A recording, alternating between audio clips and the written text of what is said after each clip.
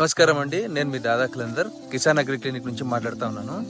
ఈరోజు సెట్టూరు పక్కన చింతర్లపల్లిలో ఉన్నాము.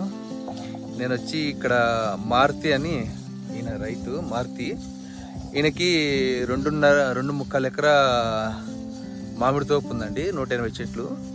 ఈరోజు టాస్క్ ఏమంటే ఈయన చెట్టు 180 చెట్లలో కేవలం ఒక 4 చెట్లు మాత్రమే పూత లైట్గా పగిలింది.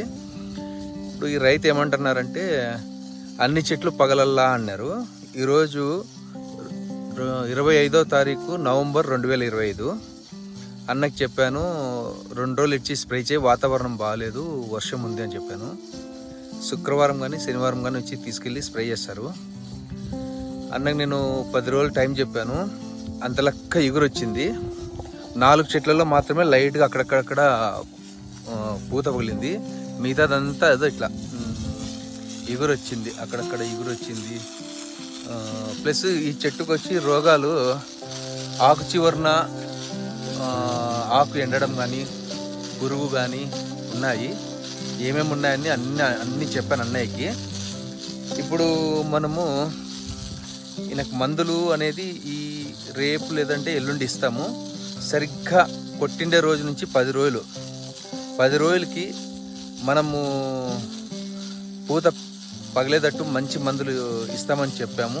ఆ రైతుకు కూడా చెప్పాము. ఆ రైతు కూడా ఇప్పుడు స్ప్రే చేస్తారు. అన్న మీరు వస్తారా రేపు కానీ ఎల్లుండి కానీ?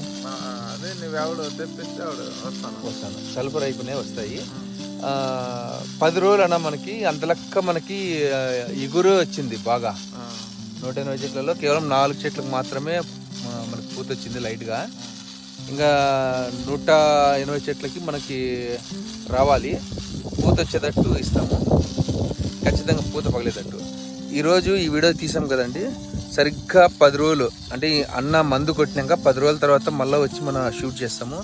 ఇక్కడ పూత ఎట్లా పగిలింది, ఏం కొట్టారు అనేది ఆ వీడియోలో మాట్లాడుకుందాం. ఇంతటితో సెలవు.